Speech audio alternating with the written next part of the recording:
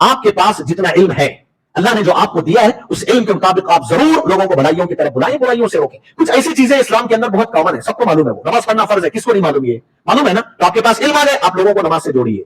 आपके पास जितना इल्म है, उस इल्म के मुताबिक जरूर काम कीजिए आप, कोई मसला नहीं है, इसमें कोई हरज की बात नहीं है। लेकिन मैं आगे बताता हूं कि लेकिन आप अपने आप को लोगों के सामने दाई की हैसियत से शो मत कीजिए, आलिम की हैसियत से शो मत कीजिए।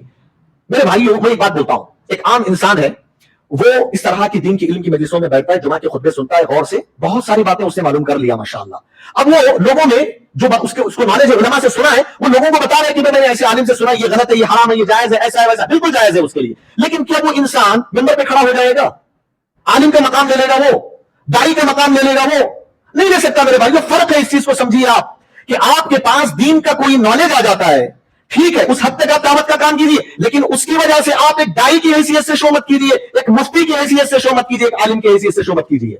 तो लोग आपको दाई समझ रहे हैं, अब लोग दाई समझेंगे तो क्या करेंगे? बोलो, हर मसला आपसे पूछेंगे, दाई है जी हमारे, इनको पूछेंगे थे वो, और पूछते, अब वो क्या करता, कभी कभी शैतान लगा हुआ है, अब उसको मसला मालूम ही नहीं है, तो गलत सलत बयान के पेश करेगा। अगर मैं नहीं करूंगा तो लोग पता नहीं मुझे क्या बोलेंगे, अरे इनके पास इल्म नहीं है। मोहतरम हज़रात, एक मिसाल से मैं समझाता हूं इस बात को।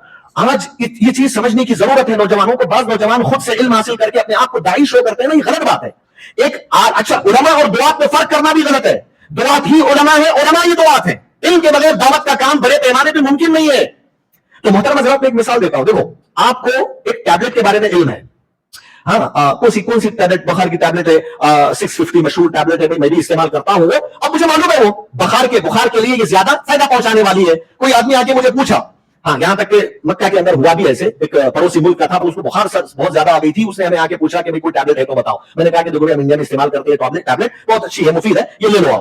तो ऐसा हमको मालूम होता है, हम बोलते हैं उसको कि हम सिर्फ इस वजह से कि हमको एक टैबलेट के बारे में नॉलेज हो गया कि ये बुखार के लिए मुफीद है, तो क्लिनिक खोल के बैठ जाएंगे क्या डॉक्टर बन के? बैठेंगे? नहीं बैठेंगे ना। लेकिन हमारा काम कितना है? बुखार के लिए ये नॉलेज है, मुझे, मैंने डॉक्टरों से मालूम किया, वो नॉलेज है, मैं बताऊंगा उसका, लेकिन मैं डॉक्टरों की जगह ले लूंगा? मैं क्या मैं क्लिनिक खोल के बैठ जाऊंगा? ये चीजें हम एक मोटे मोटे अंदाज से समझते हैं मेरे भाइयों। मसला यह वही है, बाज नौजवान ये समझते हैं कि उलमा इकराम नौजवानों को दावत के काम से रोकते नहीं है मेरे भाइयों। सही कैसे करना चाहिए? जहां एक मुनज़्ज़म शक्ल में काम हो रहा है, बिल्कुल जुड़िए आप, उलमा के मातहत में रह के कीजिए, कोई मसला नहीं। लेकिन आप कभी भी लोगों के सामने दाई की हैसियत से शो मत कीजिए, आलिम की हैसियत से शो मत कीजिए। अगर आपको इस तरीके से शो करना ही है, इतना शौक है, एक काम कीजिए, मदरसे में जाइए, 5 साल 6 साल 8 साल इल्म हासिल कीजिए, फिर आइए माशाअल्लाह आप आलिम है, मेंबर संभालिए, आप मस्जिदें संभालिए, इंशाअल्लाह खुला है मैदान आपके लिए। वैसे ही जैसे कोई डॉक्टर जाता है, कई सालों तक डॉक्टर की डिग्री हासिल करके फिर क्लिनिक खोलता है वो। तो मोहतरम हज़रात, इन बातों को समझने की जरूरत है।